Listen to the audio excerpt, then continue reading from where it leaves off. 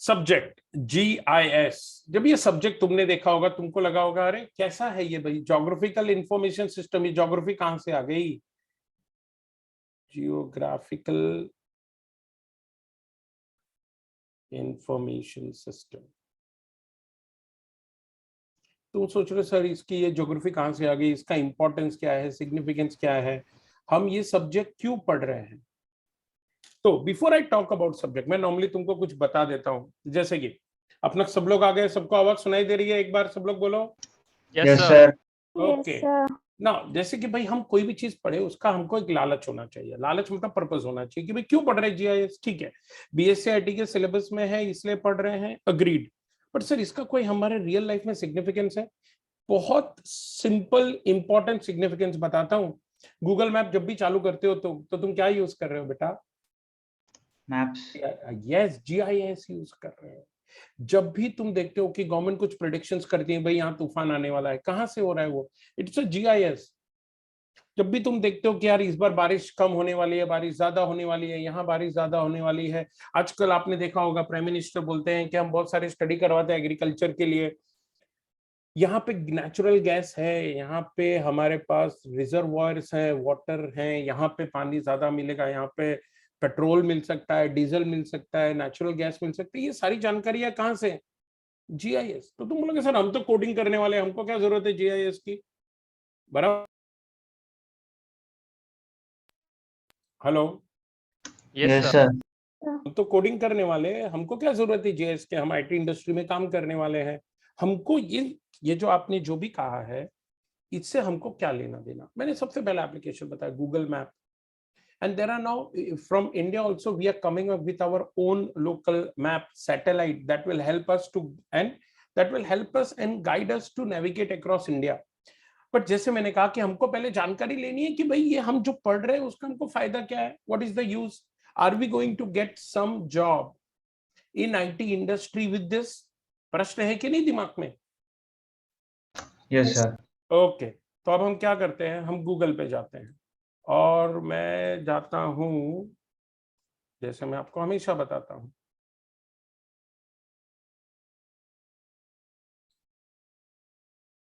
Jobs in geographical information system. मैंने सिर्फ इतना टाइप किया ना बेटा? यस। आप देखो ये कौन सी कंपनी दिख रही है? एक्सेंचर। मैं तो ऐसे ही खाली टाइप किया भाई, अपने को मालूम होना चाहिए ना हम क्यों पढ़ रहे हैं। एक्सेंचर, एक्सेंचर, देखो आप पोजीशंस देखिए, geographic information system application lead, GIS data engineer, Burns and McDonnell, I mean GIS specialist, GIS application lead, GIS analyst, GIS system developer, GIS specialist, GIS developer, trainee analyst, GIS research associate, GIS data engineer, ArcGIS ये एक application है, software है, मैं अभी आपको बताऊंगा उसके बारे में। ESRI आप देखेंगे। और ये तो चलो जॉब हो गया। अब इसके पहले मैं एक वर्ड लिख देता हूं,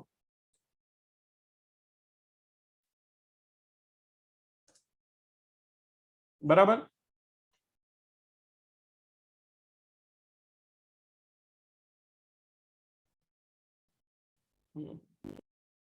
ये ऐसे क्यों आ रहा है?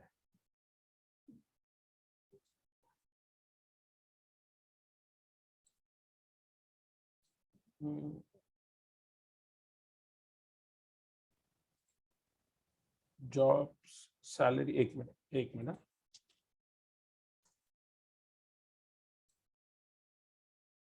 सैलरी जस्ट ऐसे इन जनरल, मैं ये नहीं, मैंने कहा ना, आप समझिए ये सारे सब्जेक्ट आपको फाइनल ईयर में बेटा इंट्रोड्यूस क्यों किए गए हैं, क्योंकि अगर बच्चा कोई एक डोमेन आइडेंटिफाई करता है जहां मुझे ज्यादा जॉब अपॉर्चुनिटीज है और जहां स्पेशलाइजेशन हम आइडेंटिफाई कर सकते हैं, तो student can pursue such courses.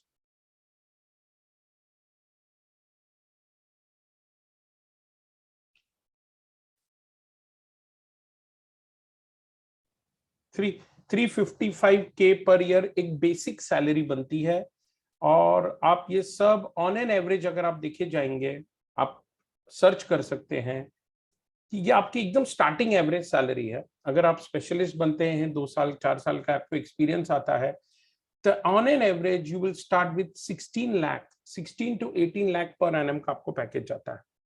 जैसे मैंने कहा कि सबसे पहले हमको ये देखना है कि भाई क्यों इस सब्जेक्ट को इतना इंपॉर्टेंस है, और क्यों ये बीएससी आईटी के फाइनल सेमेस्टर में ये सब्जेक्ट है। बेटा आज हम कोई भी कंपनी देखें, हम अगर सॉफ्टवेयर कंपनी खोल के रखें, तो बेटा सॉफ्टवेयर कंपनीज के क्लाइंट होते हैं बहुत सारे कंपनीज। हम अगर एनर्जी कंपनी की बात देखें, तो एनर्जी कंपनी को पूरा एक स्टडी चाहिए रहता है कि भाई हमारे प्लांट के लिए कौन सी जगह अच्छी रहेगी, उसका एक एनालिटिकल स्टडी चाहिए होता है बेटा। ज्योग्राफी और हमारा अर्थ स्पेस इतना बड़ा है कि हम ऑन पेपर सारी चीजें नहीं इंप्लीमेंट कर सकते हैं। तो यहाँ पे कंप्यूटर सिस्टम पिक्चर में आता है, यहाँ पे आपका सॉफ्टवेयर, यहाँ पे आपके एल्गोरिथम्स पिक्चर में आते हैं कि हम ये जो भी हमारे पास हमारा डेटा है, 2 टाइप के डेटा आएंगे हमारे पास जब हम ज्योग्राफी की बात करते हैं बेटा। तो हमारे पास 2 टाइप के डेटा आते हैं। एक होता है स्पेशल डेटा। स्पाशियल डेटा का मतलब क्या होता है बेटा, जब हम टेरेन्स की बात करते हैं, माउंटेन्स की बात करते हैं, प्लेटोज की बात करते हैं, प्लेन्स की बात करते हैं, तो उनका ज्योग्राफिक डायमेंशन, जैसे उनका लेंथ क्या है, डेप्थ क्या है, ब्रेथ क्या है, ये हमारे हो गए ज्योग्राफिकल डायमेंशंस, जिनको हम क्या कहते हैं बेटा, ये है हमारे कैरेक्टरिस्टिक्स। ये हमारे कैरेक्टरिस्टिक्स ऑफ ज्योग्राफिकल एरिया बनते हैं। अच्छा, अब ये जो कैरेक्टरिस्टिक्स है बेटा over the period of time change होते हैं, तो ये हमारा एक टेम्पोरल एनालिसिस आएगा। तो जब भी हम किसी ज्योग्राफिकल एरिया के बारे में बात कर रहे हैं, 2 डायमेंशंस में हम बात करेंगे। एक स्पाशियल डायमेंशन। स्पाशियल डायमेंशन जब हम कहते हैं, तो हम उस डोमेन के, उस लोकेलिटी के लेंथ, ब्रेथ, डेप्थ, हम उस एंगल की बात करते हैं। और जब हम ये देखते हैं कि ये सारे characteristics over the period of time कैसे चेंज हो रहे हैं, तो हम बात करते हैं टेम्पोरल डायमेंशन।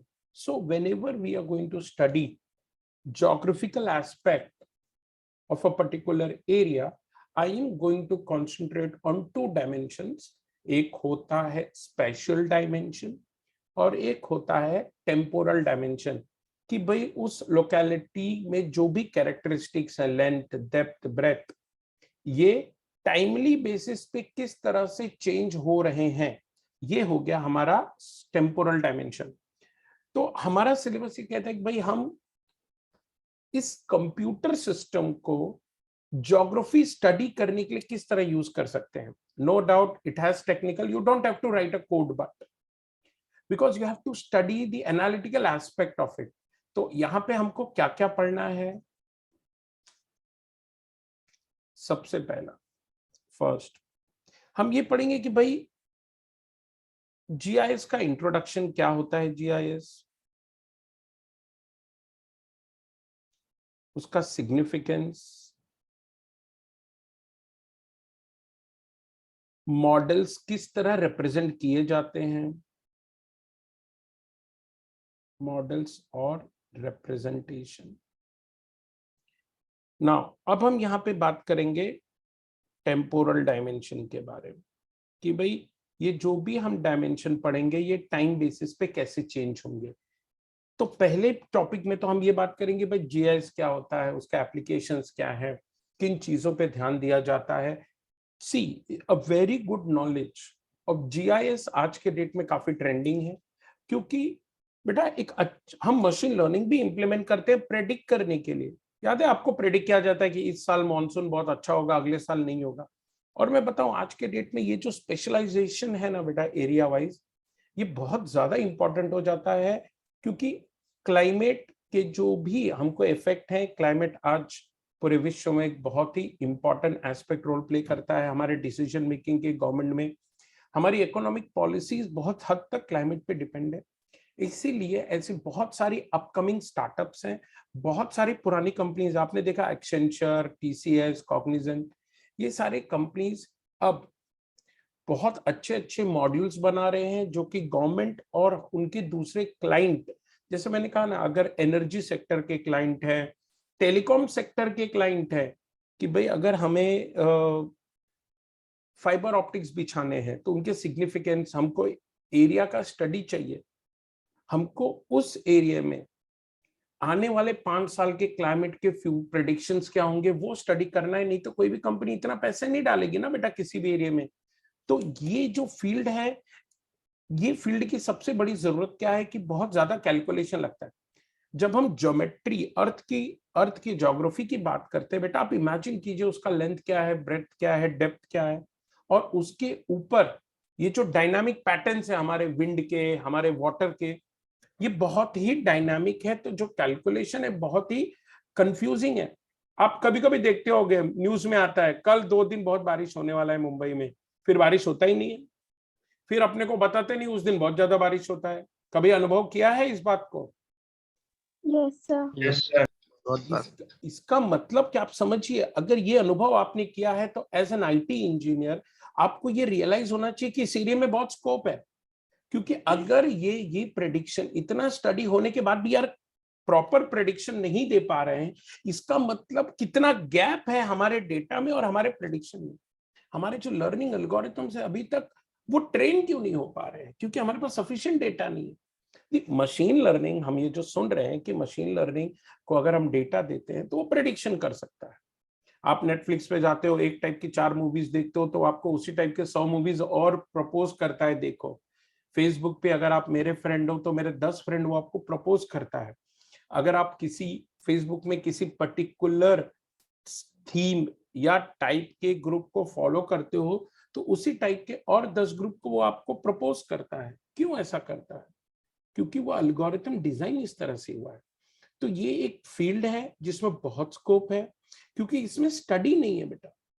अगर हमारे पास ज्यादा स्टडी नहीं है, क्योंकि इसके ऊपर स्टडी करने के लिए हमारे पास जो डेटा है वो तो पेपर पे रखा हुआ है, पुराने जमाने के मैप।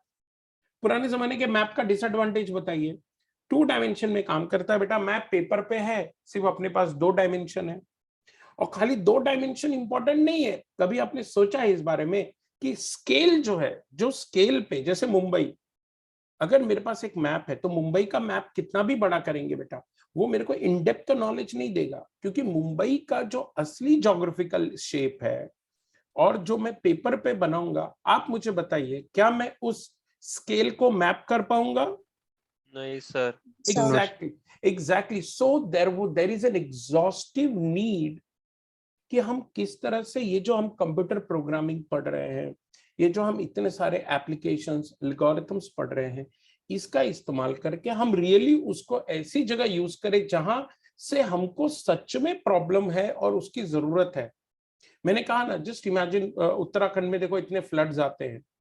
अगर कोई भी एक ऐसा तरीका, जैसे ये छोड़िए आप, इकोसिस्टम की जब हम बात करते हैं, हमारे अर्थक्वेक्स हम प्रेडिक्ट नहीं कर पाते हमारे अर्थक्वेक। तो because there is exhaustive search going on, because ये सिस्टम बहुत कॉम्प्लेक्स है। हमारी जो ज्योग्राफी है वो बहुत कॉम्प्लेक्स है, हमारा नेचर बहुत कॉम्प्लेक्स है, उसके पैरामीटर्स बहुत रिफाइंड है, बहुत डायनेमिकली चेंज होते हैं। तो अभी आज के जमाने तक भी हमारे एल्गोरिथम्स और जो हमारा कंप्यूटर सिस्टम है वो इतना इवॉल्व नहीं हो पाया है कि वो हमें एकदम सटीक प्रेडिक्शन दे सके। तो ये फील्ड एक बहुत अच्छा एप्लीकेशन है। मेरा पर्सनल इंटरेस्ट इसमें कैसा है? पहली बात तो इट डील्स विद ज्योग्राफी। अभी आज हम कुछ चीजें पढ़ेंगे तो आपको बहुत अच्छा लगेगा। आई मीन, हम जो भी ज्योग्राफिकल एस्पेक्ट पढ़ते हैं हमारे अर्थ का, ये थोड़ा हटके नॉर्मल, जैसे कोडिंग बच्चे कर रहे हैं, नॉर्मल उसका एप्लीकेशन है।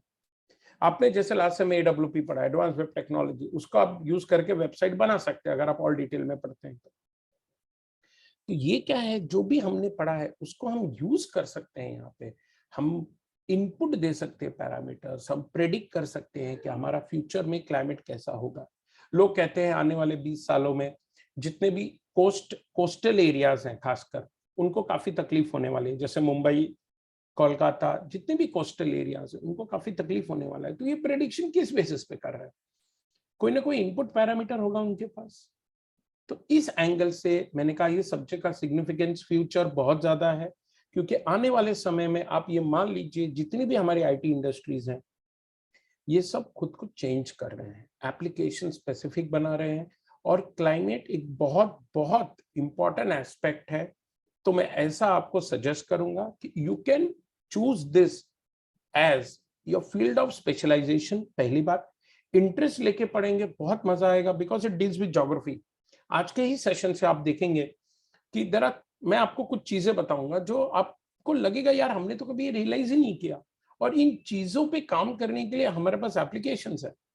और हम आगे क्या पढ़ेंगे, हम इसमें आगे पढ़ेंगे कि भाई ये जो हम ज्योग्राफी के, जब हम सिस्टम की बात करते हैं तो कंप्यूटर की बात करते हैं। सिस्टम बोलता है मेरे को इनपुट चाहिए, मेरे को डेटा चाहिए, डेटा हम देंगे कैसे। अब यहाँ पे हम आगे पढ़ने वाले हैं डेटा मैनेजमेंट एंड प्रोसेसिंग, कि भाई प्रेडिक्ट करने के लिए हमको जो भी हमारा डेटा है वो किस तरह से होनी चाहिए, किस तरह से उसको स्टोर करना है, क्या क्या प्रोसेसिंग हम उस डेटा पे करेंगे कि हमको जाके प्रेडिक्शन मिलेगा। तीसरा कि भाई ये जो हमारे स्पेस है, ज्योग्राफिकल स्पेस है, उसकी रेफरेंसिंग कैसे होती है, स्पेशियल रेफरेंसिंग एंड पोजीशनिंग। कोई भी एक लैंडमार्क है, कोई भी एक लैंडमार्क है, उसका याद है, तुम ऐसा बहुत सारे मिलिट्री मूवी देखते होगे, इतना इतना डिग्री नॉर्थ, इतना इतना लॉन्जिट्यूड लॉन्गिट्यूड, सुना है? Yes, sir. क्या होता है, कुछ Yes, पता sir. है? क्या होता है, कुछ पता है? कोऑर्डिनेट्स। कोऑर्डिनेट्स, बट वो किस तरह से वो आइडेंटिफाई किए जाते हैं। मैं आपको कोई कोऑर्डिनेट दूं, ठीक है, आपको बहुत सारे एप्लीकेशन है, आप वो कोऑर्डिनेट फीड करोगे तो आपको एग्जैक्ट पॉइंट करेगा कि नहीं। आप मिलिट्री एप्लीकेशन देखिए ना, इसका क्या है कि अगर कोई मुझे कोऑर्डिनेट्स दे देता है तो मैं एग्जैक्टली प्रेडिक्ट करता हूं। मेरे पास एक सिस्टम है, हमको बैठ के कैलकुलेट नहीं करना है। हमारे पास आज ऐसे बहुत सारे सॉफ्टवेयर्स हैं जो ये करते हैं। आप आज भी ऐसे बहुत सारे वेबसाइट से जहां देखेंगे आपको विंड उस एरिया में कैसा फ्लो होने वाला है, अगर विंड आ रहा है तो उसकी स्पीड क्या है, वो सब हमको पता चलता है। और हमारे लिए बहुत इंपॉर्टेंट है, बिकॉज बेटा जब भी कोई चेंजेस ज्योग्राफिकल होते हैं, आप समझ लीजिए उस एरिया में जितना पॉपुलेशन है वो सब पे इफेक्ट होता है। तो गवर्नमेंट आज हजारों करोड़ रुपए खर्च कर रही है इनकी स्टडी के ऊपर। तो यहाँ पे हम देखेंगे कि हम स्पेस को रिफर कैसे करते हैं, हम सिस्टम को कैसे फीड करते हैं यार कि ये स्पेस इस तरह से तुम आइडेंटिफाई करो, उसकी पोजीशनिंग कैसे हम करते हैं। नेक्स्ट हम ये देखते हैं कि ये जो भी हमने डेटा इकट्ठा किया है, ये जो भी हमने स्पेस को आइडेंटिफाई किया है, पोजीशनिंग सिस्टम को आइडेंटिफाई किया है, हम उस पे एनालिसिस कैसे करते हैं।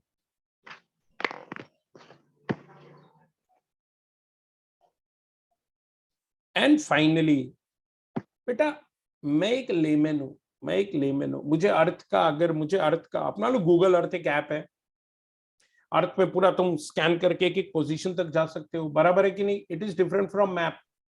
Yes, sir. Yes, sir. Yes, sir. That is one of the application of GIS, and trust me, Google Map is one of the most used application. Yes or no?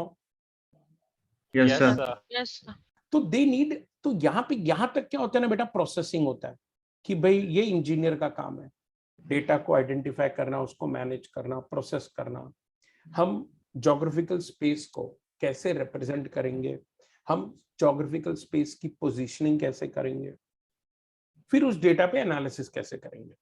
Analysis हो गया, अब वो मुझे user को दिखाना है। Google map use करते समय मेरे को नहीं मालूम पड़ता है कि वो कैसे काउंट कर रहा है। मेरे को क्या चाहिए, विजुअलाइजेशन, मेरे को चाहिए विजुअलाइजेशन। तो ये हमारा एक रोड मैप बनेगा हमारे इस सब्जेक्ट को पढ़ने के लिए, ज्योग्राफिकल इंफॉर्मेशन सिस्टम। तो अगर आप मुझसे बोलोगे कि सर इसको शॉर्ट में समझाओ कि ये सिलेबस है क्या, तो मैं ऐसे बोलूंगा बेटा ज्योग्राफी के हर एस्पेक्ट को पढ़ने के लिए, समझने के लिए, प्रेडिक्ट करने के लिए हम कंप्यूटर सिस्टम, एल्गोरिथम, सॉफ्टवेयर का यूज करेंगे। So it is a marriage of my geographical aspect of the earth with the computer system and it's capabilities. ये हम आज ज्यादा इसलिए कर पा रहे हैं बेटा क्योंकि आज हमारे पास ऐसे सिस्टम है जो कि कैपेबल हैं ये टाइप के कैलकुलेशन करने के लिए। क्योंकि जब हम ज्योग्राफी को डेटा में कन्वर्ट करने की बात करते हैं, जब हम अर्थ के पूरे ज्योग्राफिकल स्पेस को डेटा में कन्वर्ट करने की बात करते हो तो बहुत मेमोरी लेगा, बहुत प्रोसेसिंग लेगा। बहुत साल पहले तक ये मेमोरी नहीं था हमारे पास, बहुत साल पहले तक ये प्रोसेसिंग कैपेबिलिटीज नहीं थी, हमारे प्रोसेसर्स उस जीपीयूज नहीं थे आज हमारे पास, अगर हम डेटा विजुअलाइजेशन की बात करें। तो ये इन अ नटशेल आपका सिलेबस बनता है। Now let me go to your modules. Okay, सबसे पहले मैं यहां बहुत सारी चीजें लिखूंगा, यहां मैंने सब पॉइंट वाइज लिखा है and I will write point wise so that her lecture का कंटेंट तुम्हें पॉइंट वाइज मिलेगा। अगर आप मेरे से पूछे सर इसका पर्पस क्या है, आप मुझसे पूछे कि सर इस जीआईएस का पर्पस क्या है, मैंने क्या, मुझे स्टडी करना है पोजिशनल डेटा। बहुत ध्यान से सुनिएगा, मुझे स्टडी करना है positional data with respect to geographic space. क्यों? क्योंकि हमको हर अर्थ के सरफेस को पोजीशन में कन्वर्ट करना है। जैसे अर्थ का जो ओवरऑल स्पेस है बेटा, उसको हम हर पोजीशन को लॉन्जिट्यूड लैटिट्यूड में हम कन्वर्ट करते हैं। इसके ऊपर मैं तुम्हें कुछ बताना चाहता हूं, please listen to this, I want you to go through this. Can you see this diagram? Yes, sir. तो यहाँ पे आज का हमारा डिस्कशन 2 पॉइंट से चालू होगा, लैटिट्यूड और लॉन्जिट्यूड क्या है, and we will also go through a very very important aspect कि ये आपका जो पूरा सिलेबस में केस स्टडी है। मतलब क्या है कि सर हम जीआईएस को पढ़ेंगे पूरे सिलेबस में, तो हमारा केस स्टडी क्या होगा? हमारे केस स्टडी में जो आपके सिलेबस में केस स्टडी है, your case study is talking about El Nino and La Niña.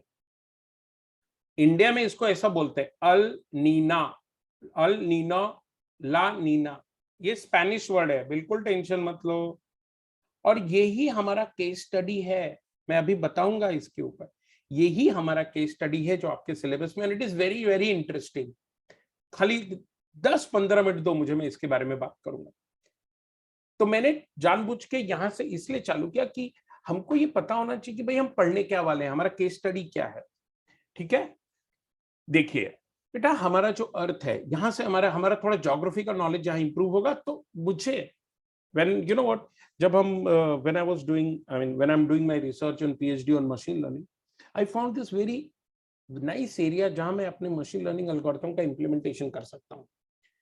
भाई अगर मुझे सॉफ्टवेयर बनाना है, मुझे ऐसा कंप्यूटर सिस्टम बनाना है जो मेरे अर्थ के स्पेस को रिप्रेजेंट करे, तो पहले तो मुझे बेसिक ज्योग्राफी मालूम होनी चाहिए। मैं आपको ज्योग्राफी नहीं सिखाऊंगा बच्चा, सिर्फ लॉन्जिट्यूड क्या है, लैटिट्यूड क्या है, सिर्फ ये बताऊंगा। ये हमारा मालूम है ना, नॉर्थ और ये साउथ पोल, बराबर? यस और no? Yes, sir. North south pole को एक हमारा अर्थ रोटेट होता है इस एक्सिस पे बेटा। मैं थोड़ा सा टाइम लूंगा, बट ये पहला सेशन है, तो मैं आपको एकदम ऐसा डायरेक्ट कॉन्सेप्ट पे नहीं लगाऊंगा। You have to study lot of, एक मिनट प्लीज, हम ज्योग्राफी नहीं पढ़ रहे हैं, हम ज्योग्राफी को कंप्यूटर में कैसे रिप्रेजेंट करें उसके पीछे की टेक्नोलॉजी पढ़ेंगे पूरे सिलेबस में भाई। तो प्लीज ट्राई टू अंडरस्टैंड। हमारा नॉर्थ पोल और साउथ पोल जिस एक्सिस पे रोटेट होता है, उस एक्सिस को हम प्राइम मेरिडियन कहते हैं। क्या कहते हैं बोलो? प्राइम मेडिरियन। प्राइम मेरिडियन रे, क्या? हे प्रभु, MERIDIAN, क्या कहते हैं बोलो? Prime meridian. Prime meridian. ये मेरा एक्सिस, इस पे रोटेट होता है, मेरा अर्थ है ना, इस एक्सिस पे रोटेट होता है। अब यहां से ना बेटा आप देखिए, इस तरफ ये ईस्ट है और ये वेस्ट है, दोनों तरफ कुछ एंगल गए। देखो 0 से 30, 60, 90, 120, 150, 180, तो यहां से यहां तक एक एंगल गया 180 डिग्री का टुवर्ड साउथ, और यहां से एक एंगल गया टुवर्ड ईस्ट, क्योंकि ये हम काफी जगह टेक्निकली यूज करने वाले हैं, तो प्लीज ध्यान से सुनिए। मुझे ये बहुत फैसिनेटिंग लगता है, मतलब एक ऐसा सब्जेक्ट है जो सिंटैक्स, ये सिंटैक्स पढ़ो, ये कोड लिखो, उससे थोड़ा हटके कॉन्सेप्ट है। और ये मेरा रियल लाइफ एप्लीकेशन है। हम अगर ऐसा बोले कि ये हमारे दैनिक दिनचर्या के प्रॉब्लम को सॉल्व करने वाला एप्लीकेशन है, और एप्लीकेशन वही सक्सेसफुल होते हैं जो हमारे डे टू डे प्रॉब्लम को सॉल्व करे। फिर से प्राइम मेरिडियन से ये हमारा, ये नॉर्थ पोल है, ये साउथ पोल है, इन पे मेरा अर्थ रोटेट होता है, तो एक वर्टिकल लाइन है जो नॉर्थ और साउथ पोल को कनेक्ट करता है, उसे हम प्राइम मेरिडियन कहते हैं। यहां से बेटा 180 डिग्री ईस्ट और 180 डिग्री वेस्ट पे ये डिवाइड है। आप ऐसे समझिए ना बेटा, ये अगर सर्कल है, ये मेरा एक्सिस है, तो मैं क्या कर रहा हूं, मेरे एक्सिस को अब मैं डिवाइड करते जा रहा हूं। देखो ऐसा,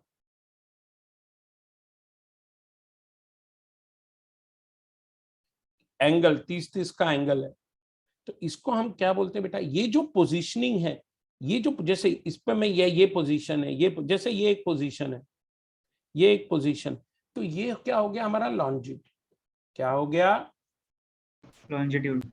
लैटिट्यूड क्या है बेटा? ये तो वर्टिकल है, एक हॉरिजॉन्टल सेपरेशन है, मालूम है, इक्वेटर कहते हैं हम इसे। Yes sir. अच्छा ये देख रहे हैं, ये अब ये देखिए, ये मेरा इक्वेटर है, ये मेरा इक्वेटर है। एक ये वर्टिकल लाइन से एंगल बनाने हुए जो लाइन है वो मेरा लॉन्जिट्यूड, लेंथ वाइज। ये अब ये हमारा इक्वेटर, इक्वेटर से दिख तो जाओ, एक लाइन इधर, एक लाइन इधर, इक्वेटर से दूर जाते हुए 30-30 की डिग्री पे देखो, कैन यू विजुअलाइज? और एक लाइन ऐसा जा रहा है, तो ये है मेरा लैटिट्यूड, हॉरिजॉन्टल। तो अर्थ, अब मुझे, अब जैसे अगर मैं ये समझो कोई एक पोजीशन लूं, ये पोजीशन, आप मुझे बोलोगे सर इस लोकेशन के बारे में मुझे बताइए, ये लोकेशन, तो मैं क्या करूंगा, ये लोकेशन में कैसे आइडेंटिफाई करूंगा बेटा? मैं ये जो, मैं एक हॉरिजॉन्टल लाइन ड्रॉ करूंगा, यस, और हॉरिजॉन्टल लाइन का एंगल इक्वेटर से आइडेंटिफाई करूंगा। Can you see it? Yes sir. Horizontal line का एंगल मैं इक्वेटर से कैलकुलेट करूंगा, वो हो गया उस लोकेशन का latitude. Is it clear? Yes sir. अब देखो, ये नॉर्थ पोल है, ये देखो, ये मेरा मेन वर्टिकल लाइन है। अब मैं वर्टिकल लाइन से इस लोकेशन का एंगल ढूंढूंगा, तो ये जो वर्टिकल लाइन से डिग्री है, ये मेरा लॉन्जिट्यूड बताएगा उस लोकेशन का। सी देखो, इट इज वेरी इंपॉर्टेंट, ये हमारा पहला स्टेप है। ये मेरा वर्टिकल लाइन है और ये मेरा हॉरिजॉन्टल लाइन, इक्वेटर।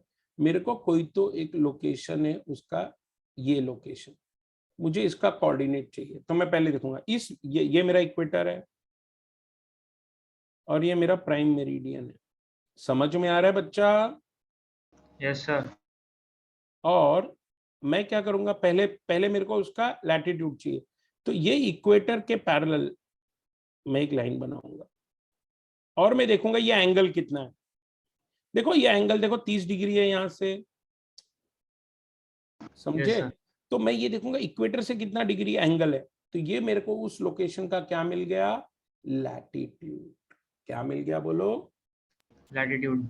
और ये मेरा प्राइम मेरिडियन है। अब मैं एक लाइन बनाऊंगा यहाँ पे और देखूंगा ये एंगल, ये जो वर्टिकल लाइन है वो प्राइम मेरिडियन से कितने एंगल पर है, वो क्या बन गया मेरा, longitude. longitude. I hope now you can understand what is latitude and longitude and how it is very important. अच्छा, अब अगर वो इस साइड है तो मैं क्या बोलूंगा, ईस्ट एंड नॉर्थ। भाई एक बात बोलो, प्राइम मेरिडियन को दो पार्ट होते हैं, ईस्ट एंड वेस्ट, और इक्वेटर को दो पार्ट में डिवाइड करता है, north and south. Yes sir. Yes sir. भाई अरे सब लोग जाग रहे हो ना? Yes, sir. मैं बताता हूँ, you will enjoy like anything, ऐसा ही है, you have to understand it. और ये ऐसा नहीं, मैंने कहा ना, ये ऐसा टेक्निकल फिलोसफी में नहीं है, ये एप्लीकेटिव फिलोसफी में। तो ये जो है बेटा, मेरा जो इक्वेटर है वो दो पार्ट में डिवाइड करा है, ये रहा ऊपर का पार्ट नॉर्थ, नीचे का पार्ट साउथ। तो जो इक्वेटर का जब हम लैटिट्यूड की बात करते हैं तो ये बताता है कि भाई ये नॉर्थ में है कि साउथ में, तो लैटिट्यूड के साथ नॉर्थ साउथ आ जाएगा, समझ रहे हैं। और लॉन्जिट्यूड के साथ क्या आएगा, क्योंकि लॉन्जिट्यूड वर्टिकल है, वो किस वो अर्थ East को west. दो पार्ट, ईस्ट वेस्ट, मतलब ऐसे ही। चलो टाइम पास क्लियर करते हैं।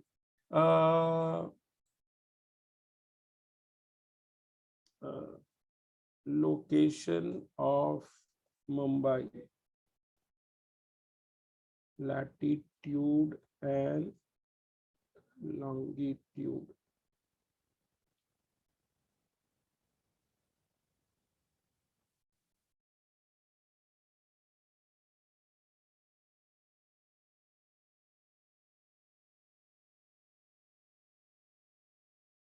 क्यों भाई इतना टाइम ले रहे हैं?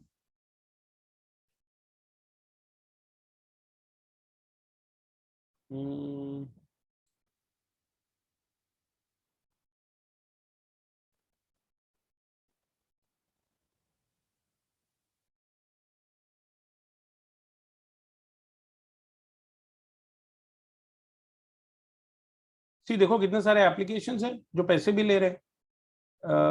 लैटिट्यूड लॉन्जिट्यूड सिमुलेशन,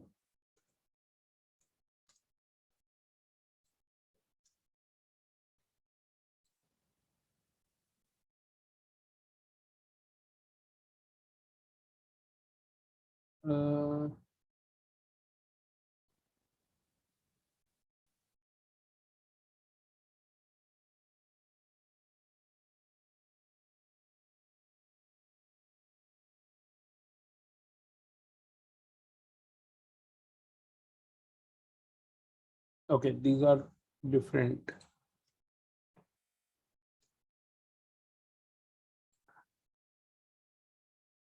ओके यहाँ पे वाईफाई में जो मेरा फायरवॉल है वो it is stopping it, my firewall is stopping it.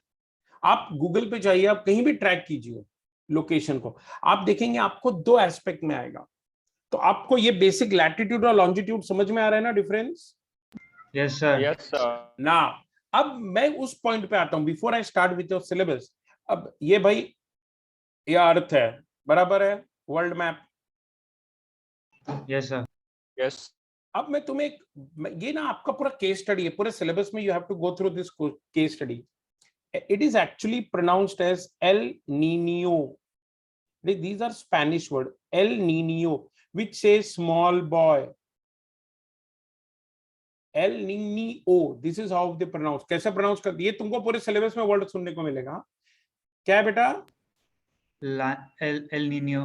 El Niño, N के ऊपर देखो वेव साइन है। El Niño, it is a Spanish word for Small boy. boy, बालक।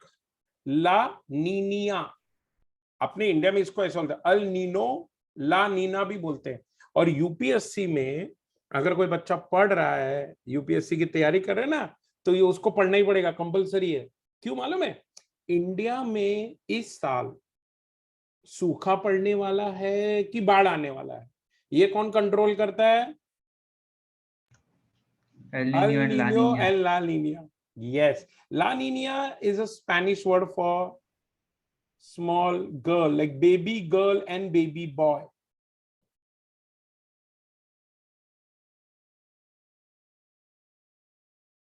Baby girl and baby boy. अब आप सोच रहे हो ये है क्या भाई, हमारे को क्यों इतना इंपॉर्टेंट है कि ये एज अ केस स्टडी हम अपने पूरे सब्जेक्ट में पढ़ेंगे। अब मैं तुम्हें बताता हूं कुछ, बहुत ध्यान से सुनिए। आज तो पढ़ा नहीं रहा हूं, ऐसी बातें कर रहा हूं तुमसे।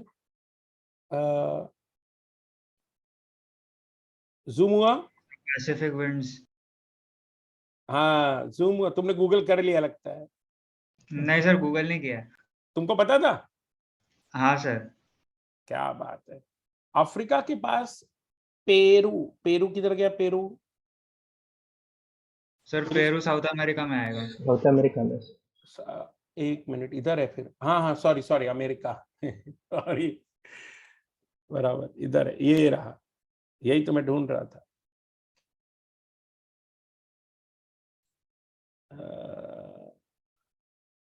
कहाँ गया भाई? It should be here. Sir Brazil के बाजू में रहेगा। अरे रुको, it should be here, Pacific ocean में है बेटा। सर वेस्ट कोस्ट, ब्राजील के लेफ्ट में ब्राजील है। के बाजू में। हाँ इधर इधर इधर इधर, हाँ ये जो देश है ना, मैं बेसिकली नहीं बोलूंगा देश, ये देख रहा है मैंने हाईलाइट किया अभी, Yes, sir. यहां से ध्यान से सुन, ये जो देश है ना बेटा, यहां से करीबन 180 किलोमीटर दूर कोस्ट से अप्रोक्सीमेटली, ये जो साउथ पैसिफिक ओशन देख रहे हैं ना बेटा, यही दिसंबर के महीने में क्या होता है पहले समझिए जरा। अब ये मैंने आपको समझ गया ना, किधर हमें इसको अपने नॉर्मल साइज में लेके आता हूं।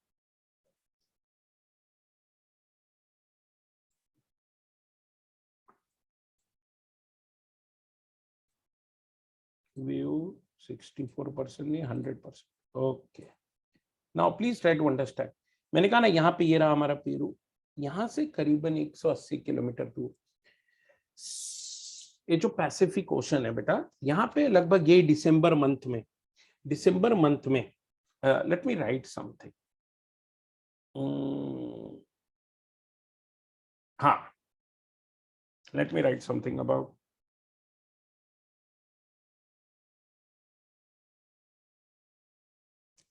Pacific ocean.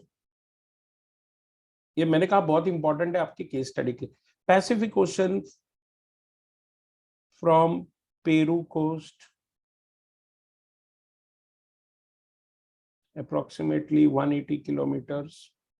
यहां से बेटा ये महीने में, दिसंबर के महीने में, we have something called as warm waves, गर्म पानी के वेव्स ट्रैवल करते हैं, जिसको हम क्या कहते हैं, अल नीनियो। ये क्या होता है बेटा, देखो जरा, ये गर्म पानी के वेव्स ट्रैवल करते हैं इस तरफ, और हमारा इंडिया इधर किधर है देखो जरा, और फिर वो यहां से ऐसे ट्रैवल करते हुए यहां से आते हैं ना अपनी तरफ, यस सर। और यहाँ पे ना ये करीबन जून में पहुंचते हैं। कब पहुंचते हैं बेटा, जून में पहुंचते हैं। और सिग्निफिकेंस क्या है कि अगर आपने पता होगा, अगर जब यहाँ पे पहुंचते हैं ना वार्म वेव्स, तो बेटा ये जो हमारा इंडियन ओशन है ना, हिंद महासागर, उस यहाँ पे ना काफी गर्म हो जाता है माहौल। जब यहाँ पे गर्म हो जाता है ना बेटा, तो क्या होता है, जो पानी है वो ऊपर उठता है, मालूम है ना, the water become light if it is hot and it raises up. Can you visualise? Yes sir. Sir. और जब भी, हाँ बोलो बेटा, बोलो। कुछ नहीं सर।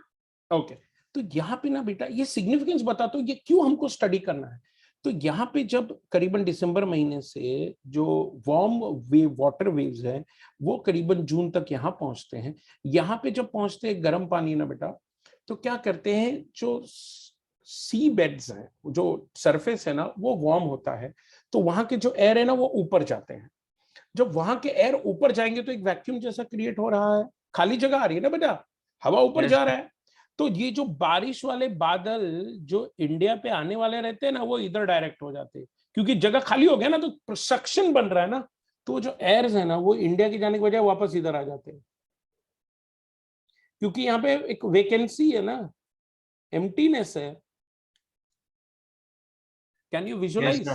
हाँ, यस सर। तो इसकी वजह से क्या होता है, जब भी अल नीना आता है इंडिया में बारिश कम होती है, समझ रहे हैं? तो ये वार्म वेव जो है, ठीक है, the warm wave reaches Indian Ocean in June, air becomes hot on ocean surface, ocean मतलब इंडियन ओशन ना बेटा,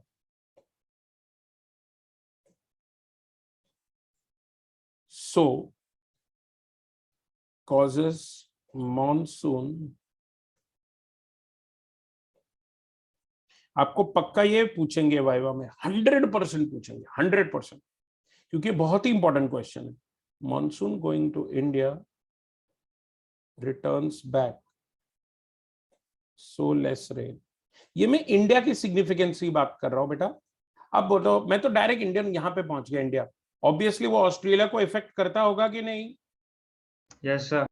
yes, and there are many more places. Even Indonesia में भी काफी इफेक्ट करता है ये, तो ये पैसिफिक से ही इफेक्ट हो रहा है. तो El Nino means what? Small boy. It is a warm water waves which is initiated by this time December, and it reaches to Indian Ocean by June, which causes the ocean air above the surface to warm up, and it gets lifted up. इसकी वजह से एक suction create होता है, तो जो monsoon India जाने वाला होता है वो वापस आ जाता है. तो जब भी अल नीनो होता है इंडिया में कम बारिश होती है. क्लियर? Yes. अच्छा, इसकी फ्रीक्वेंसी क्या है? 4 to 9 years, बट अप्रोक्सीमेटली 4 साल में ये एक बार होता है. ऐसा ये एक नेचुरल सिग्निफिकेंस है. अच्छा, इसको केस स्टडी क्यों लिया है मैं बताता हूं. और सारे आप अक्रॉस द ग्लोब जब भी जीआई ज्योग्राफिकल इंफॉर्मेशन सिस्टम की बात करेंगे और आप केस स्टडी की बात करेंगे, तो we have El Nino and La Nina as a case study.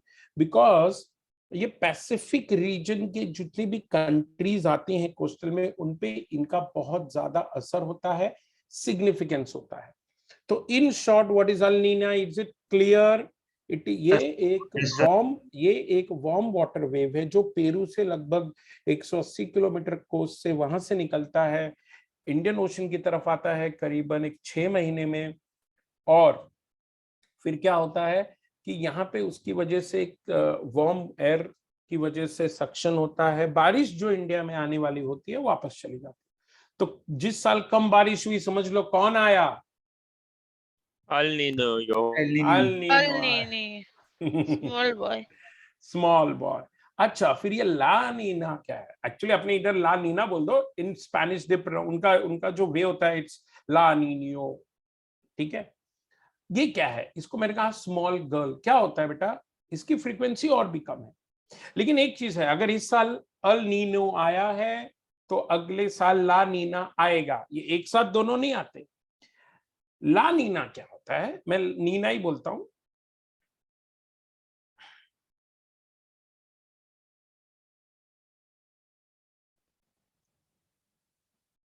ये बेटा कोल्ड वाटर वेव है. Same from Peru.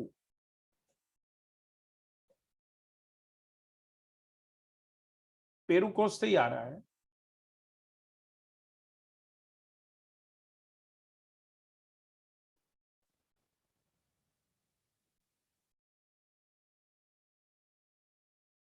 सेम भाई. अब कोल्ड वाटर वेव आ रहा है बेटा.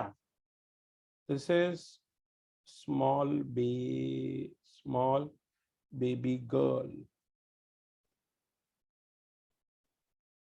उन्होंने क्यों नाम दिया पता नहीं मेरे को. उनका ऐसा मानना है वो दिसंबर के रेंज में होता है ना, इसलिए small. It's like the birth. Because ये बेटा दिसंबर से चालू होता है तो वो बोलते हैं स्मॉल. और if it is warm they call it as boy, and if it is cold they call it as girl, small baby girl. Peru coast से करीबन 180 किलोमीटर दूर से शुरू होता है, reaches Indian ocean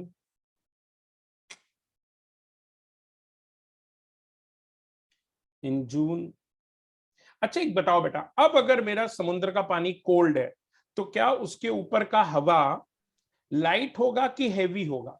Heavy. Heavy होगा. Yes, now that is significance. ज्यादा So बारिश now होगी.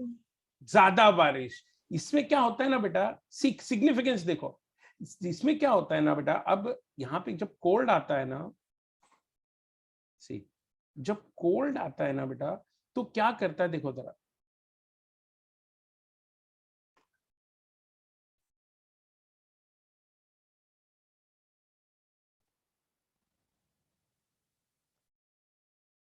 क्या हो गया?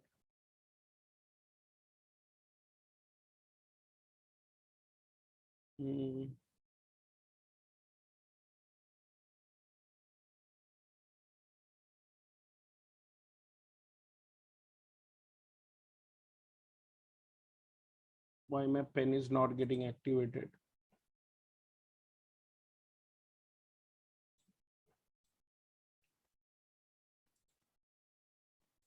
इमेज ज्यादा डाल देते हैं वन नोट के साइज से। यहाँ क्या होता है, जस्ट इमेजिन करो बेटा, अगर यहाँ पे ठंडा पानी आ रहा है, यहाँ पे ठंडा पानी आ रहा है, तो यहाँ का हवा जो है वो हैवी हो जाएगा। Clear? Yes, Yes, sir. sir. अच्छा, हवा हैवी होगा तो वहां पे वैक्यूम क्रिएट तो नहीं होगा। इनफैक्ट जो इंडिया की तरफ मॉनसून विंड जा रहे हो उसको वो क्या करेगा, और Push करेगा. Push. पुश करेगा। वो जो इंडिया की तरफ मॉनसून जा रहा है उसको वो और पुश करेगा। तो इंडिया में कम रेन होगा कि ज्यादा रेन होगा? Rain होगा. ज्यादा हाँ? रेन होगा। ज्यादा रेन होगा। एग्जैक्टली, ज्यादा रेन होगा। Why the pens are not getting activated?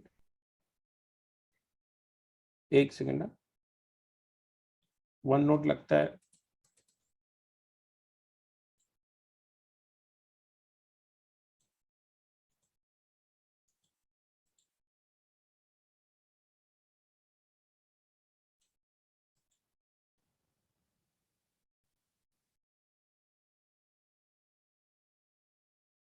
Sorry, आ गया, वेरी गुड। तो यहां पे क्या होता है, now the cold water in Indian Ocean pushes rain wind more towards India, causing excessive rain. बराबर ना बेटा? Yes, sir. Resulting into flood.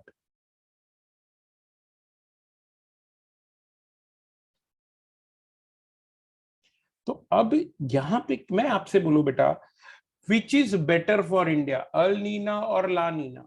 La Nina. दोनों भी La नहीं। Nina. अरे दोनों फ्लड भी है नहीं है भाई, सर। दोनों भी नहीं। हाँ, दोनों भी नहीं है सर। सूखा कर देगा और बाढ़ कर देगा दोनों। Yes, both are, it means, and मैंने कहा ना बेटा, देखिए एक बात समझिएगा, ये जो मैंने कहा ना, सबसे पहले बात है खुद को कन्विंस करना कि ये फील्ड में हम जो इम्पैक्ट की बात कर रहे हैं, हम जो स्टडी की बात कर रहे हैं, वो ज्योग्राफिकल है। जब भी ज्योग्राफिकल कैलामिटीज होती हैं, सी, जब भी ज्योग्राफी में चेंजेस होते हैं, वो चाहे नेचुरल हो, मतलब जैसे कहीं पे कोई ज्वालामुखी फटा है या आपको कोई मीटियोरेट इम्पैक्ट हुआ है, तो ये नेचुरल है। अगर मैन मेड है, मैन मेड जैसे आजकल आप देख रहे हैं कि हमारे प्रधानमंत्री बहुत बार जाके बहुत सारे ग्लोबल समिट्स हो रहे हैं क्लाइमेट चेंजेस के ऊपर। एक बालिका है, क्लाइमेट के ऊपर बात करके नोबेल प्राइज ले लिया उसने, बराबर ना? Yes, sir. तो देखो क्या चल रहा है। So see the significance, because we are talking about something, we are talking about a branch of study which has maximum impact in the lives of crores and crores of people. तो फिलहाल अभी हमने जो discuss किया, हमने ये discuss किया कि भाई लैटिट्यूड और लॉन्जिट्यूड क्या होता है। हमको समझ में आया कि जो प्राइम मेरिडियन है ईस्ट वेस्ट में डिवाइड कर रहा है, इक्वेटर है नॉर्थ साउथ में डिवाइड कर रहा है। अगर हम लॉन्जिट्यूड बोलेंगे तो उस ये प्राइम मेरिडियन से उसकी डिग्री की बात कर रहे हैं वर्टिकली। जब हम लैटिट्यूड बोलेंगे तो हम इक्वेटर से डिस्टेंस की बात कर रहे हैं, नॉर्थ हेमिस्फीयर या साउथ हेमिस्फीयर में। फिर हमने कहा कि आपके सिलेबस में केस स्टडी है, let me not talk about that. See, हाँ यहां पे देखो, see, El Nino is a climate pattern, ये मैंने लिखा है। इसको प्रोनाउंस ऐसे करते हैं, अगर तुम गूगल पे जाओगे और प्रोनाउंस, अब मेरे को तो स्पेनिश आता नहीं है, तो तुम गूगल पे जाओगे और तुम बोलोगे कि भाई हम इस शब्द को कैसे प्रोनाउंस करें, तो दिस इज जैसे नीनियो। ये क्लाइमेट पैटर्न है जिससे पता चलता है कि उस साल हमारा जो सरफेस होता है वो अनयूजुअली वार्म हो जाता है। कहां पे? पैसिफिक ओशन में। अल Nino is a warm phase, ठीक है। और उस पूरे कॉन्सेप्ट को हमने, उस पूरे फेनोमेना को नाम दिया है El Nino southern oscillation, ENSO। ये हमारे साउथ पैसिफिक ओशन में होता है। ऑसिलेशन मतलब क्या बेटा? ये फ्रीक्वेंसी है ना। ऑसिलेशन मतलब क्या? कि एक टाइम इंटरवल पे जो बार बार हो रहा है। जैसे मैंने कहा, इसका जो फ्रीक्वेंसी वो 4 से 9 साल होता है। ला नीना क्या होता है बेटा? अगर अल नीनो वार्म फेज है तो ला नीना क्या है बेटा? कूल Cold फेज, यहाँ पे कोल्ड फेस। यस, यहाँ पे अनयूजुअल वार्मिंग होता है, तो यहाँ पे अनयूजुअल कूलिंग होता है। cooling. तो ये अल नीनो बोलो या ला नीना बोलो, ये दोनों ही ENSO, El Nino southern oscillation के पार्ट है। देखो, El Nino and La Nina is considered as ocean part of NSO।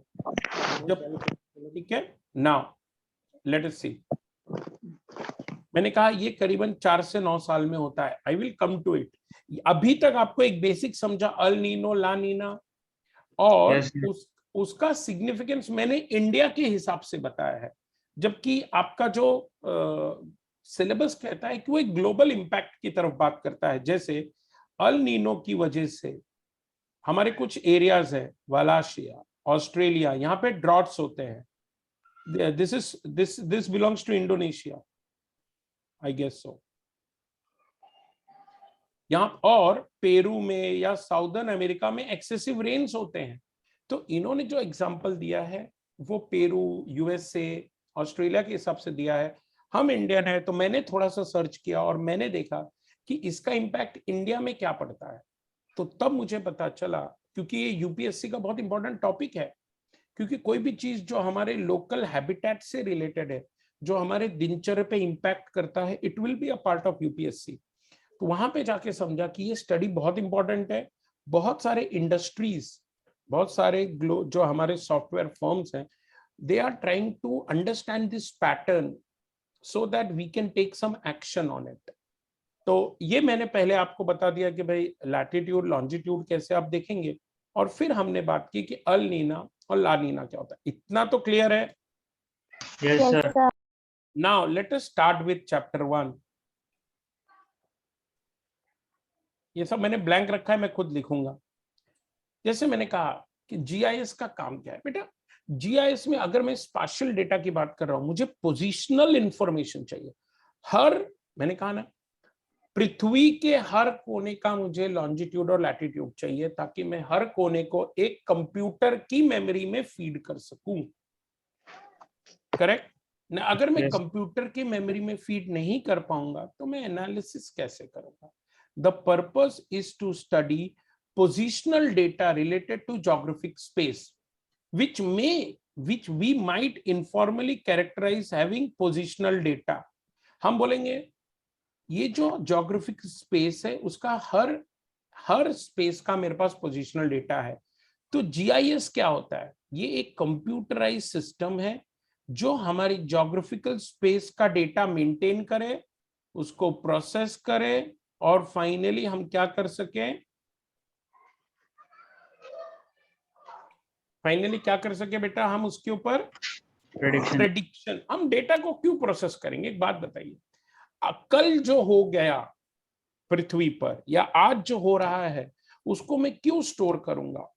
उसको मैं क्यों रिप्रेजेंट करूंगा सही तरीके से, ताकि कल क्या होने वाला है उसका मैं क्या कर सकूं बेटा? प्रेडिक्शन कर सकूं। ठीक है, अब हम बात आते हैं कि भाई GIS का एप्लीकेशन क्या है। बेटा पहला एप्लीकेशन अर्बन प्लानर मालूम है? जैसे आपने सुना होगा, हर स्टेट गवर्नमेंट अपना डेवलपमेंट प्लान प्रपोज करता है, बराबर? Yes, sir. जैसे अब Yes, मैं sir. आपको मुंबई के बारे में बताऊं। जब मुंबई का डेवलपमेंट प्लान के बारे में बात करो, बहुत साल पहले, अगर तुम 20 साल पहले की बात करोगे, तो हम जैसे अगर आप इधर दहिसर के बाद जाओगे या इधर वाशी के बाद जाओगे, तो there was no population growth, इतना नहीं था जितना आज है। फिर मतलब अर्बन प्लानर इस GIS सिस्टम को हम, अब जैसे मैं यहां बताता हूं, आप देखेंगे कि एक स्ट्रेच आता है कल्याण से, जब मैं थाना क्रॉस करता है ना, तो थाना कलवा में कम पॉपुलेशन है, लेकिन जब हम डोंबिवली जाते हैं, हम कल्याण जाते हैं, तो बहुत ज्यादा पॉपुलेशन है एज कंपेयर टू थाना टू डोंबिवली, बराबर है कि नहीं? Yes. अगर आप इस साइड जाएंगे, आप भयंदर के बाद जाएंगे, तो डायरेक्ट पॉपुलेशन आपको वसई में मिलेगा। बीच में नायगांव है, बट इतना आपको पॉपुलेशन नहीं मिलेगा। क्यों नहीं मिलेगा? क्यों टाउन प्लानर ने वहां इतना डेवलप नहीं किया? क्योंकि वहां की ज्योग्राफी सुटेबल नहीं है। वहां जो फैसिलिटीज लोगों को चाहिए वो नहीं मिलेगा। भले वो भाईंदर के नजदीक है, भले नाला सुपारा दूर है भाईंदर से, लेकिन वहां का ज्योग्राफिकल ऐसा है कि वहां पे हम ये लेवल की प्लानिंग कर सकते हैं। तो ये जो अर्बन प्लानर एप्लीकेशन क्या है, अर्बन प्लानर में use it, urban planner can use to study the population growth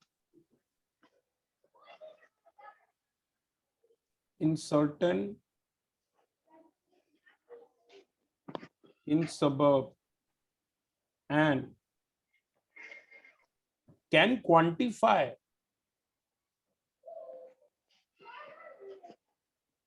the resources needed in future and can also be used to study why some suburbs are growing and some are not.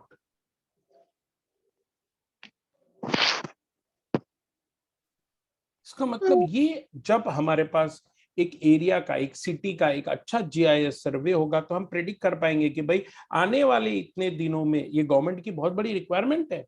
इसके लिए तो government देखो बेटा coastal road बनाता है, metro बनाता है, हर जगह नहीं बनाता है। अगर नवी मुंबई में खारघर में मेट्रो बन रहा है तो उनका एक एनालिसिस है कि आने वाले इतने सालों में यहाँ पे पॉपुलेशन और ग्रो करेगा तो हमको कम्यूटिंग के लिए जरूरी चीजें हैं।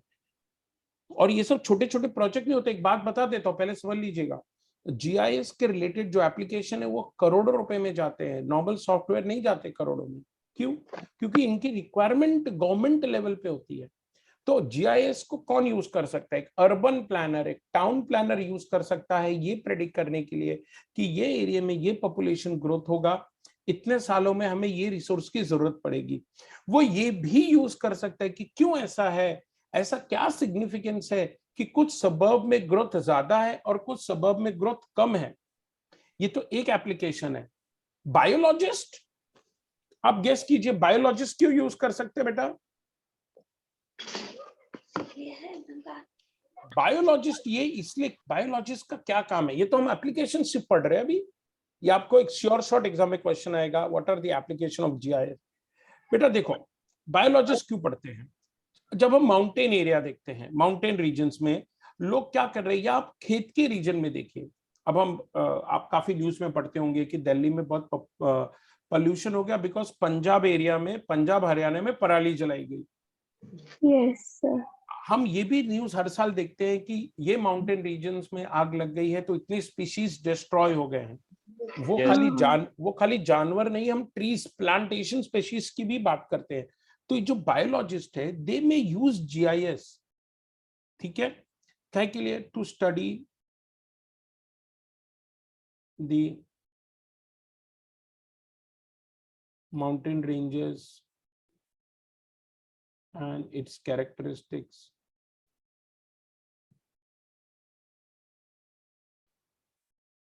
To analyse. क्यों स्टडी करना है? To analyse the long term threats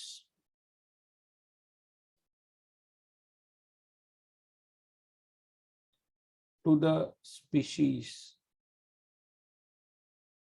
of plants।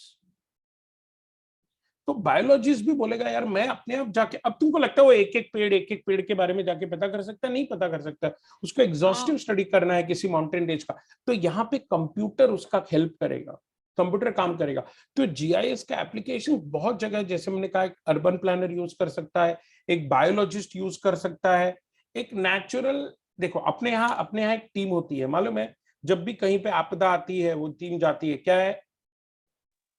NDRF, disaster management. तो ये क्या है? जैसे उत्तराखंड में बाढ़ आ गई, इस बार भी आ गई थी। तो ये जो प्रेडिक्शन है, तो जीआईएस का इस्तेमाल कौन करता है? जीआईएस का इस्तेमाल नेचुरल हजार्ड एनालिस्ट करते हैं। काय के लिए करते हैं? To identify the high risk areas of annual monsoon related to flooding by investigating. ये कैसे पता चलता है उसको? वो इन्वेस्टिगेट करता है बाय इन्वेस्टिगेटिंग क्या? द रेनफॉल पैटर्न, ये कंप्यूटर में फीड करता है। एंड वो लगन मूवी देखा था, ऐसा आकाश में देख के नहीं बताते भाई, Yes, there has to be a proper study।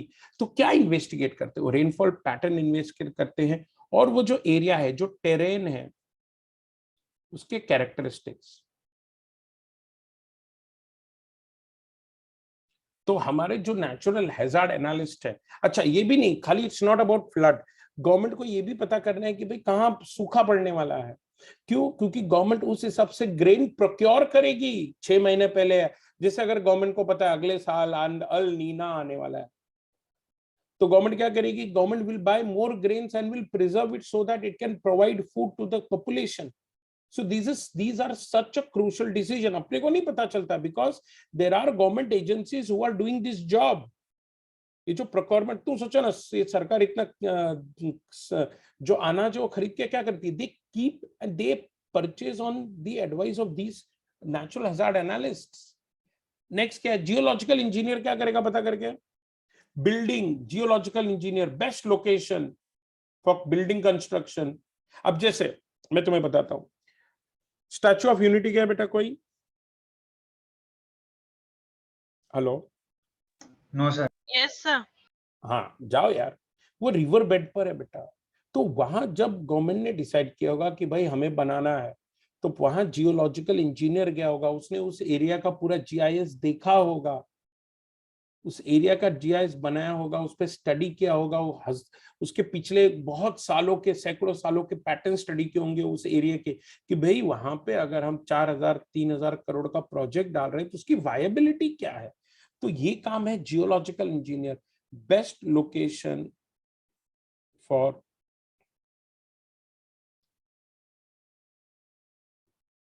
Constructing buildings, खासकर specially in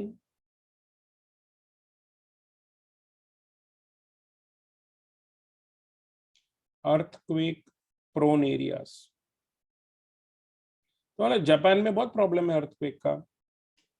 Yes. Yes, sir. And by investigating what? By investigating the rock formation of the area। तो ये सब इंफॉर्मेशन हम हमारे सॉफ्टवेयर को देंगे। अभी तो मैं सिर्फ एप्लीकेशन बताऊं, अब हम पूरे सिलेबस में पढ़ेंगे ये सब करते क्या। जैसे जियोलॉजिकल इंजीनियर कैसे करेगा, उसके पीछे का कंप्यूटर जो सिस्टम है, जो हमारा मैकेनिज्म है, वो कैसे काम करता है। नेक्स्ट क्या है? माइनिंग इंजीनियर कैसे करेगा बेटा? कि जैसे मैंने कहा ना, गवर्नमेंट नेचुरल गैस प्रेडिक्ट करता है, यहाँ पे नेचुरल गैस हो सकता है, यहाँ पे ओर्स हो सकते हैं, आप कॉपर ओर बोलो, आयरन ओर बोलो, तो गवर्नमेंट Yes, sir. यहाँ पे माइनिंग कर सकता है, और वो इंफॉर्मेशन गवर्नमेंट को चाहिए। इसके बेसिस में गवर्नमेंट क्या करता है? बेचता है। गवर्नमेंट टेंडर निकालता है बेटा, and the tenders are worth lakhs of crore rupees। और ये सब decision on the basis of mining engineer, यानी प्रेडिक्शन एकदम सटीक होनी चाहिए टू डिटरमाइन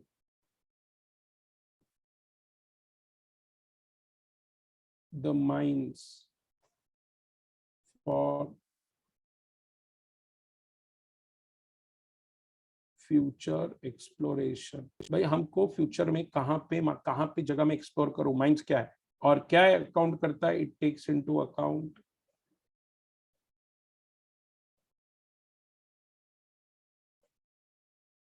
एक्सटेंट, कितनी जमीन, depth, quality,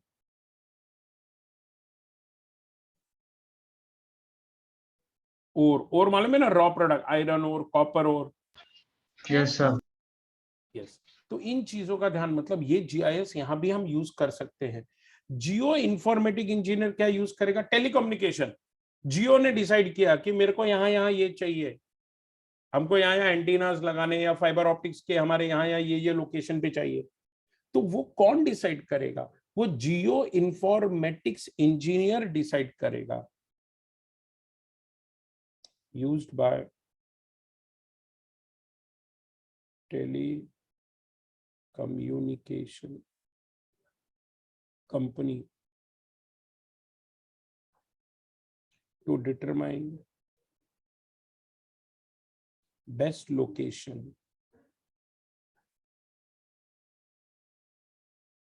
for relay station। पे उनको सिग्नल थ्रो करना होता है बेटा, रिले करना होता है।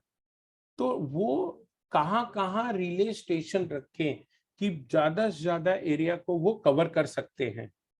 तो ये किसका काम है बेटा? Geo informatic engineer. That is one of again another application of GIS. हमको एग्जैक्ट लोकेशन चाहिए रिले स्टेशन के लिए। नाउ और क्या क्या अकाउंट में रखेगा? It takes into account what? Done. Okay, क्या क्या रख रहा है? प्राइस ऑफ द लैंड, और क्या क्या रखेगा? There is something called as undulation, undulation of terrains. Now what is undulation? Undulation means उतार चढ़ाव। वो जो टेरेन है उसका जो फील्ड है, field rise fall.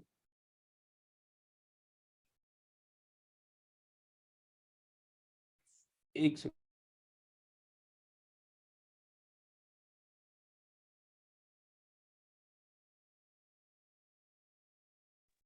Okay.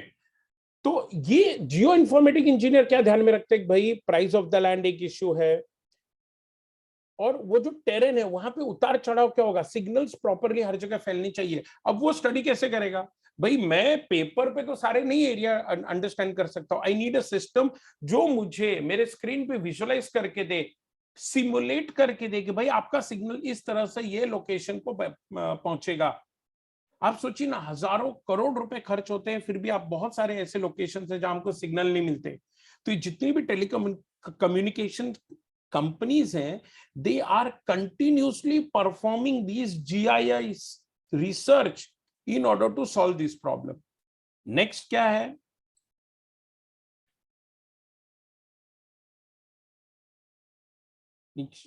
This not scrolling. हाँ, फॉरेस्ट मैनेजर को क्यों लगेगा? फॉरेस्ट मैनेजर को लगेगा कि भाई जैसे आप अगर फॉरेस्ट एरिया में जाए, मैं specifically when I was going through, Chhattisgarh is a place where we have lot of forest culture. वहां पे बहुत सारे टिम्बर इंडस्ट्रीज हैं। तो you know what, timber industries ऐसे नहीं सेटअप होती है। Timber industry goes through this GIS survey, और वो ऐसा लोकेशन देखती हैं कि जहां पे जो ट्रीज, हर ट्री को नहीं काट सकते, जो परमिसेबल ट्रीज हैं किस लोकेशन में कितना ज्यादा आएगा, क्योंकि उनको ट्रांसपोर्टेशन कॉस्ट कम करना पड़ता है। ऐसा नहीं है कि चलो भाई हम लोकेशन से बहुत दूर हमारे इंडस्ट्रीज को सेट करेंगे तो हमारा ट्रांसपोर्टेशन कॉस्ट बहुत बढ़ेगा। और ये सारी चीजें, ये जो बड़ी बड़ी टिम्बर इंडस्ट्रीज हैं, दे टेक इनटू अकाउंट। तो फॉरेस्ट मैनेजर क्या करेगा? It will optimise timber production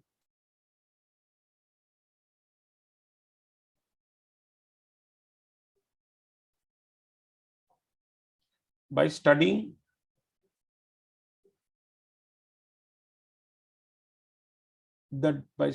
the soil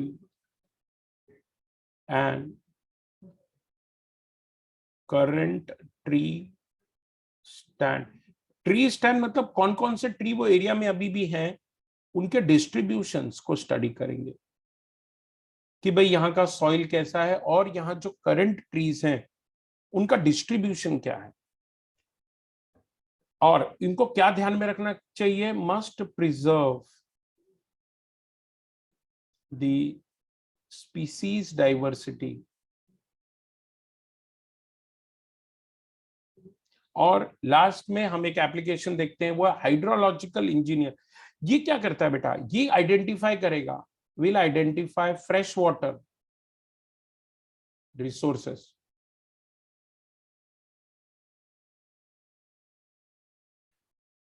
अभी आज के डेट में आप गवर्नमेंट का एक प्रोजेक्ट चल रहा है, हर घर जल। सुना है कभी? हर घर जल। इसमें क्या कर रहे हैं वो हर, and this is lakh crore project, 2 lakh crore का प्रोजेक्ट है। उनका ये मानना है कि हम हर घर में नल का पानी देंगे। गांव साइड में नहीं होता बेटा, आप भी अगर अपने नेटिव प्लेस गए होंगे तो you don't have water tap connection like you have in Mumbai. Yes, sir.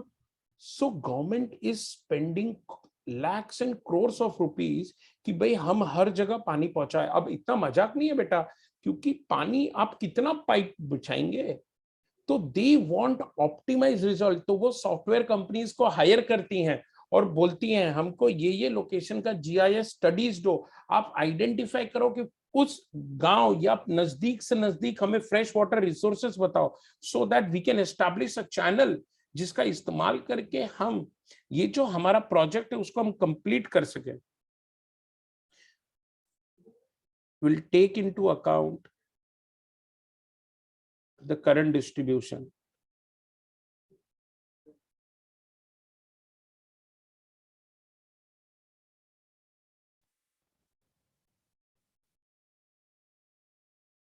ना तो ये हमने अभी जस्ट एक नक्शल, मैंने आज आपसे बहुत बातें नहीं की। मैंने कहा भाई सबसे पहले हमने देखा कि जीआईएस क्या है। GIS geography plus computer system. इस पूरे ब्रह्मांड नहीं बोलूंगा मैं, पृथ्वी बोलूंगा। इस पूरे पृथ्वी को हमको कंप्यूटर को समझा के देना है। हर स्पाशियल रेजोल्यूशन, पृथ्वी के हर कोने का हमें स्पाशियल रेजोल्यूशन बनाना है। वो बना चुका गया है, गूगल मैप यूज कर रहा है, गूगल अर्थ उसको यूज कर रहा है। अब हमको क्या करना है, हमको वो डेटा फीड करके हमारे सिस्टम से हम हमारे काम की चीजें कैसे निकालते हैं वो हमने देखा। हमने ये देखा कि हम स्पेशल रेजोल्यूशन मतलब क्या, हम कोऑर्डिनेट्स देते हैं in terms of latitude and longitude. हमने ये देखा कि वो किस बेसिस पे आइडेंटिफाई किए जाते हैं। फिर हमने देखा एक सिग्निफिकेंट केस स्टडीज जो लगभग पृथ्वी के जितने भी कंट्रीज है उनके क्लाइमेट को इफेक्ट करता है। हमने वो 2 कॉन्सेप्ट देखे। फिर हमने देखा कि भाई जीआईएस को हम कहां कहां इंप्लीमेंट कर सकते हैं। जीआईएस को अर्बन प्लानर यूज कर सकता है, जीआईएस को एक बायोलॉजिस्ट भी यूज करता है, जीआईएस को जो हमारे गवर्नमेंट के एनडीआरएफ टीम्स है, नेचुरल जो डिजास्टर मैनेजमेंट टीम्स है वो अंडरस्टैंड करती हैं। जियोलॉजिकल इंजीनियर यूज करता है, जो जैसे कोल माइनिंग हो, जैसे आयरन ओर माइनिंग हो, नेचुरल गैस है, ये आइडेंटिफाई करने के लिए। जियो इंफॉर्मेटिक मैंने कहा ना, टेलीकम्युनिकेशन कंपनीज आइडेंटिफाई करती हैं ताकि उनको पता चल सके कि हम किस जगह पे हमारे रिले स्टेशन रखें, so that we can cover maximum area.